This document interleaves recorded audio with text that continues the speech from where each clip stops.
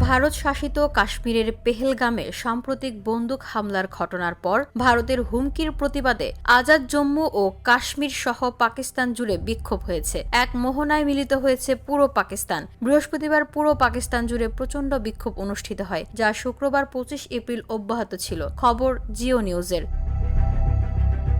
মঙ্গলবারের ওই হামলার সঙ্গে জড়িতদের ছাড় না দেওয়ার হুঁশিয়ারি দিয়েছেন ভারতের প্রধানমন্ত্রী নরেন্দ্র মোদী। পাকিস্তানের বিরুদ্ধে সীমান্ত সন্ত্রাসবাদে মদদ দেওয়ার অভিযোগ এনেছেন তিনি। এছাড়া ইসলামাবাদের বিরুদ্ধে এরই মধ্যে বেশ কিছু পদক্ষেপ নিয়েছে নয়াদিল্লি। পাল্টা পদক্ষেপ নিয়েছে পাকিস্তানও। স্থানীয় একটি দলের ডাকা বিক্ষোভে অংশ নিয়ে আজমল বালুচ নামের একজন ব্যবসায়ী সংবাদ সংস্থা AFP-কে বলেন, ভারত যদি যুদ্ধে জড়াতে চায় তাহলে প্রকাশ্যে এগিয়ে আসুক। আজমল এবং অন্যান্য বিক্ষোভকারীরা সিন্ধু পানি চুক্তি বাতিল সহ ভারতের অগ্রহণযোগ্য নানা হুমকির বিরুদ্ধেও ক্ষোভ প্রকাশ করেন।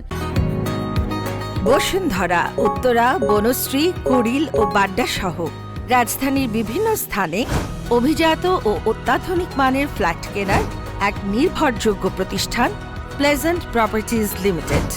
তাই আপনার স্বপ্নের আবাসনের জন্য আজই যোগাযোগ করুন। Pleasant properties limited, where destiny matures eventually. 25 বছর বয়সী মোহাম্মদ ওয়াইস বলেন, পানি আমাদের অধিকার এবং আল্লাহর ইচ্ছায় আমরা এটি পুনরুদ্ধার করব।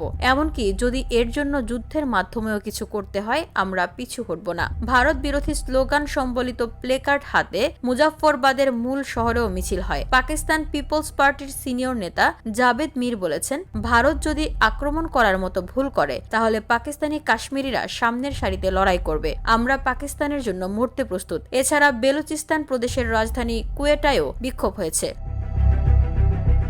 প্রসঙ্গত, মঙ্গলবার ভারত শাসিত কাশ্মীরের একটি পর্যটন কেন্দ্র পেহেলগামে সশস্ত্র গোষ্ঠীর হামলায় এক নেপালি নাগরিক সহ 26 জন নিহত হন। ভারত সরকার এই হামলার জন্য পাকিস্তানকে দায়ী করেছে, যদিও ইসলামাবাদ এই দাবি তীব্রভাবে অস্বীকার করে এবং ফলস ফ্ল্যাগ অপারেশন হিসেবেও অভিহিত করেছে। হামলার পরদিন বুধবার প্রতিবেশী দেশটির নাগরিকদের ভিসা বাতিল ও সিন্ধু পানি চুক্তি স্থগিত সহ বেশ কিছু পদক্ষেপ নেয় ভারত। ভারতের পদক্ষেপের জবাবে পাকিস্তানও কিছু কঠোর পদক্ষেপ নিয়েছে। ভারতীয়দের ভিসা বাতিল, দেশটির সঙ্গে বাণিজ্য স্থগিত, ভারতের বিমানের জন্য আকাশসীমা বন্ধ সহ বুধবার বেশ কয়েকটি পাল্টা পদক্ষেপের ঘোষণা দিয়েছে ইসলামাবাদ। পাল্টাপাল্টি এসব পদক্ষেপে দেশ দুটির মধ্যে নতুন করে উত্তেজনা দেখা দিয়েছে, যা হয়তো সামরিক সংঘাতে গড়াতে পারে বলে শঙ্কা করা হচ্ছে।